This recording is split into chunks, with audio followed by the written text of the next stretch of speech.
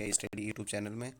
आप सभी को पता है ये जो चैनल है ITI से संबंधित प्रतियोगी परीक्षाओं तथा सेमेस्टर परीक्षाओं की तैयारी कराता है।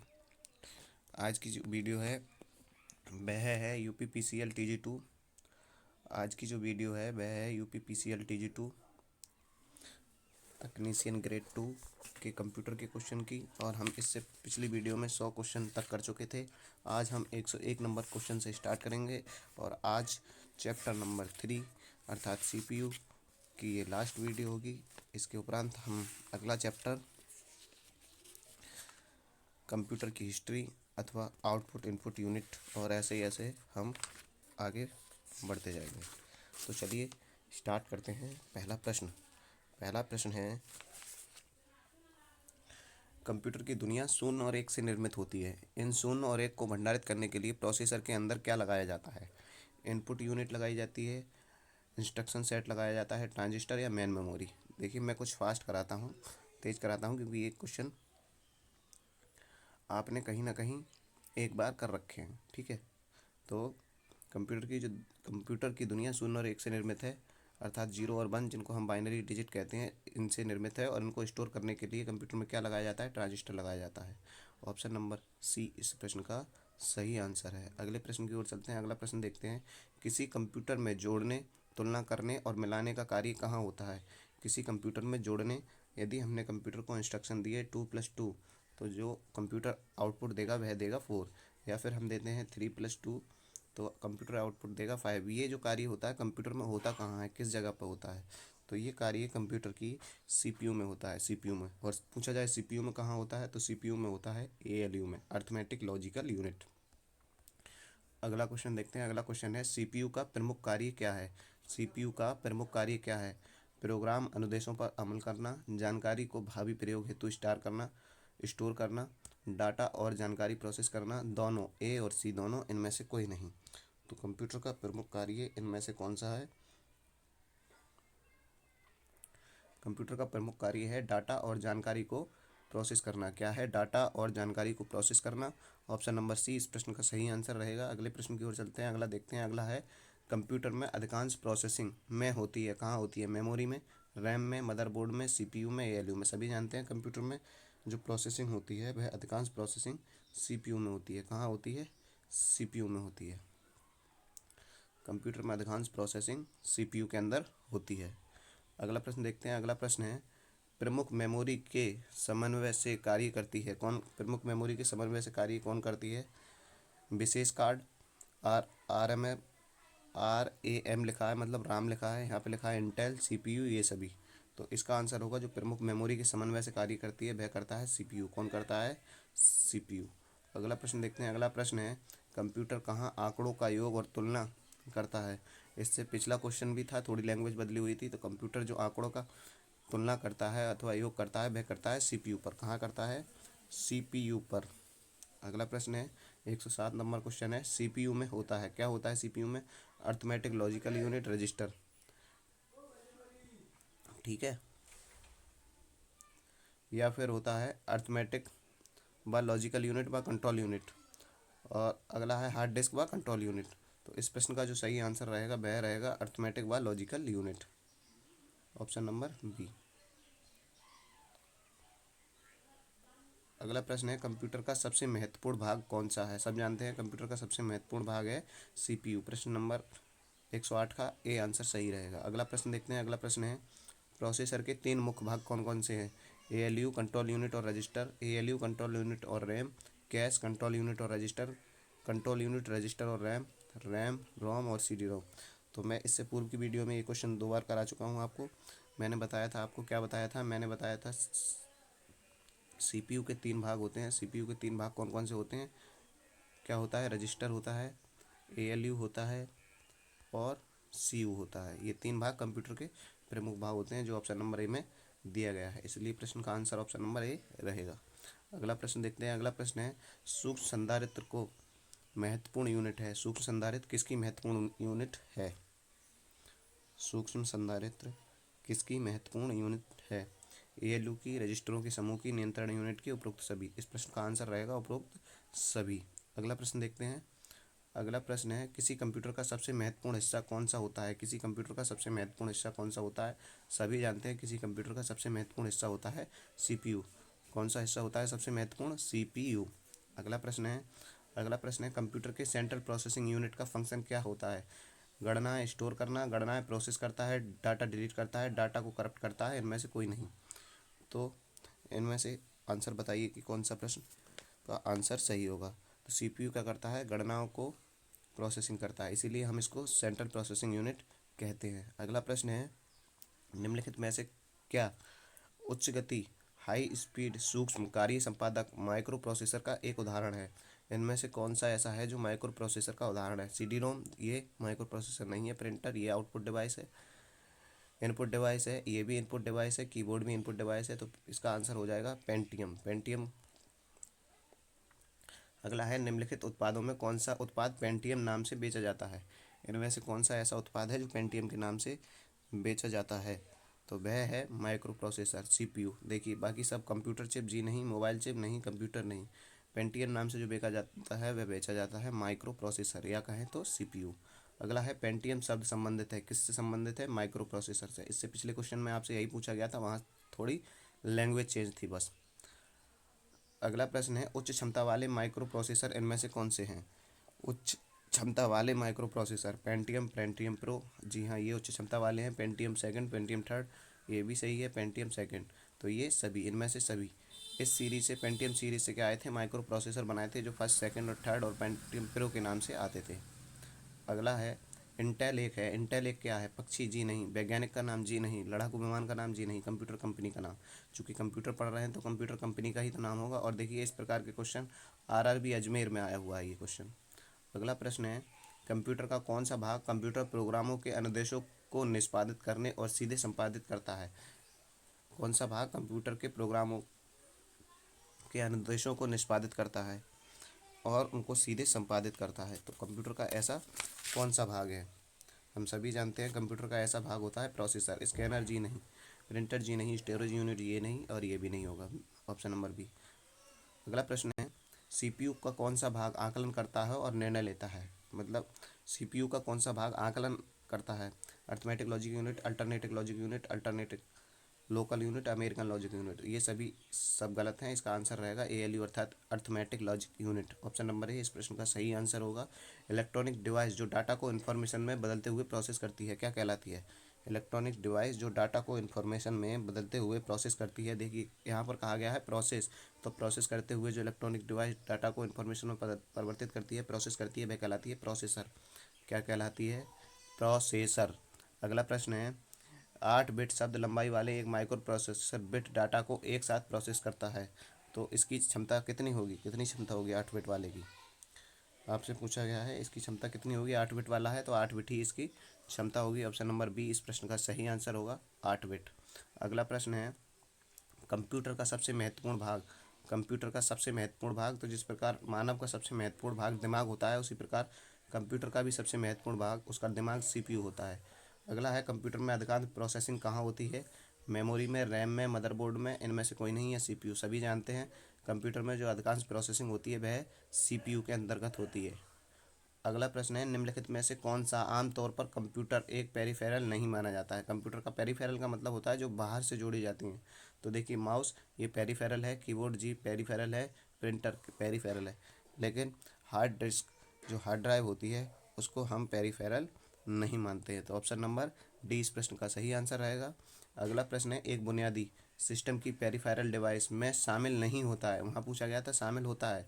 देखिए, प्रिंटर पेरिफेरल है, कीबोर्ड पेरिफेरल है, मॉनिटर जिस पे हम दिखाई देखते हैं ये कुछ इस प्रकार की बनी हुई आकृति होती है, टीवी नुमा, इसको हम कहते हैं मॉनिटर, ये पेरिफेरल डिवाइस है, जबकि सीपीयू पेरिफेरल डिवाइस नहीं है। तो इस प्रश्न का आंसर रहेगा ऑप्शन नंबर डी। अगला प्रश्न है, कंप्यूटर व्यवस्थापन उन इकाइयों और उनके अंतर संबंधों को संदर्भित करता है जो वस्तुशिल्पीय विनिर्देशों को कार्यान्वित करता है। गतिशील, मार्गदर्शन, स्थिर और परिचालन। प्रश्न का आंसर होगा परिचालन। अगले प्रश्न की ओर चलते हैं। अगला है, एक ऐसा डिवाइस जो कंप्यूटर से कनेक्ट होता है लेकिन कोई मतलब एक ऐसा डिवाइस जो कंप्यूटर से कनेक्ट होता है लेकिन कोर कंप्यूटर आर्किटेक्चर का भाग नहीं है, क्या कहलाता है? Processing device, memory device, peripheral device, on board device. UPPCL JE batch 1 2019 में पूछा गया क्वेश्चन है। इस प्रश्न का आंसर कौन सा सही रहेगा, बताइए आंसर। तो ये होगा पेरीफेरल डिवाइस। कौन सा होगा? पेरीफेरल डिवाइस, जो बाहर से कनेक्ट किए जाते हैं वह पेरीफेरल डिवाइस कहलाते हैं। एएलयू किसका पार्ट है? सीपीयू का पार्ट है, सीयू का पार्ट है, मेमोरी का पार्ट है, इनमें से कोई नहीं। यूपीपीसीएल टीजी 2 री एग्जाम 16/10/2016 में ये क्वेश्चन आपसे पूछा गया है। एएलयू किसका भाग होता है? मैंने इससे पूर्व की वीडियो में भी आपको बताया है कि सीपीयू के 3 प्रमुख भाग होते हैं। सीपीयू के 3 प्रमुख भाग होते हैं, एएलयू और दूसरा सीयू कंट्रोल यूनिट जिसे बोलते हैं, और तीसरा होता है रजिस्टर। क्या होता है? रजिस्टर। ठीक है, तो इस प्रश्न का जो आंसर सही रहेगा वह रहेगा ऑप्शन नंबर ए, सीपीयू। अगला प्रश्न है, आंकड़ी अंकगणितीय एवं तार्किक लॉजिकल संक्रिया करने वाले संसाधक प्रोसेसर को क्या कहा जाता है? तो अंकगणितीय जो गणनाएं होती हैं वह एएलयू में होती हैं। कहाँ होती हैं? एएलयू में। क्वेश्चन नंबर 136 का जो आंसर सही रहेगा वह रहेगा ऑप्शन नंबर बी। अगला प्रश्न है, एएलयू का विस्तृत रूप क्या है? एएलयू का विस्तृत रूप है अर्थमेटिक लॉजिकल यूनिट। बाकी सब गलत हैं, आप कई बार इस क्वेश्चन को बार बार देख चुके हैं, अब तो याद हो ही गया होगा। अर्थमेटिक एंड लॉजिकल यूनिट क्या करता है? गणितीय संक्रियाएं पूरी करता है, डाटा को संग्रह करता है, तुलना करता है, निवेश युक्तियों के साथ संप्रेक्षण करता है। ना ही यह करता है और ना ये डाटा को स्टोर करता है। ये क्या करता है? गणितीय संक्रियाएं पूरी करता है और तुलना करता है। तो इसका आंसर ऑप्शन 1 और 3 सही रहेगा, ऑप्शन नंबर डी इस प्रश्न का आंसर होगा। अगला प्रश्न है, कंप्यूटर निम्नलिखित में से कौन सा कार्य नहीं करता? इनपुटिंग जी इनपुट होती है कंप्यूटर के अंदर, प्रोसेसिंग होती है, आउटपुट होती है, कंट्रोलिंग होती है, लेकिन अंडरस्टैंडिंग अर्थात समझना कंप्यूटर समझता नहीं है। यदि आप समझने के लिए देखना है कि कंप्यूटर कैसे नहीं समझता है तो रोबोट मूवी देखिए, पुरानी रोबोट। अगला है, कंप्यूटर कई प्रकार से डाटा मैनिपुलेट करते हैं और इस मैनिपुलेशन को क्या कहते हैं? कंप्यूटर कई प्रकार से क्या करता है? डाटा मैनिपुलेट करता है और इस मैनिपुलेशन को हम क्या कहते हैं? अपग्रेडिंग कहते हैं। क्या कहते हैं? अपग्रेडिंग कहते हैं, प्रोसेसिंग कहते हैं, वेचिंग कहते हैं, यूटिलाइजेशन कहते हैं या डाउनलोडिंग कहते हैं। क्या कहते हैं? डाउनलोडिंग कहते हैं। इस प्रश्न का आंसर होगा प्रोसेसिंग। क्या करता है? प्रोसेसिंग। अगला प्रश्न है, डेटा प्रोसेसिंग का डाटा प्रोसेसिंग अपूर्ण डाटा में परिवर्तित को संदर्भित करता है। डेटा प्रोसेसिंग में अपूर्ण डाटा को संदर्भित कौन करता है? तो डाटा को किस में बदलता है? अनुरूप डाटा में बदलता है, पृथक डाटा में बदलता है, जानकारी में, द्विआधारी उसमें। तो इसका आंसर होगा ऑप्शन नंबर सी, जानकारी में बदलता है। अगला है, का अर्थ है ये डाटा चुनने, इससे संराशित करने और इसे इस प्रकार प्रस्तुत करने के लिए होता है कि ये प्राप्तकर्ता के लिए सबसे उपयोगी हो। डेटा, डेटाबेस, निर्देश, जानकारी। डेटा, डेटाबेस, निर्देश और जानकारी। तो इसका आंसर होगा जानकारी। देखो, जानकारी एक अर्थ है, अब इसमें रख के देख लिया हमने। जानकारी एक अर्थ है, ये डेटा चुनने और इससे संरक्षित करने और इस प्रकार प्रस्तुत करने के लिए होता है कि ये प्राप्तकर्ता के लिए उपयोगी हो। तो ये क्या होगा? जानकारी। अगला प्रश्न है, निम्नलिखित में से कौन सा मूल ऑपरेशन कंप्यूटर द्वारा किया जाता है?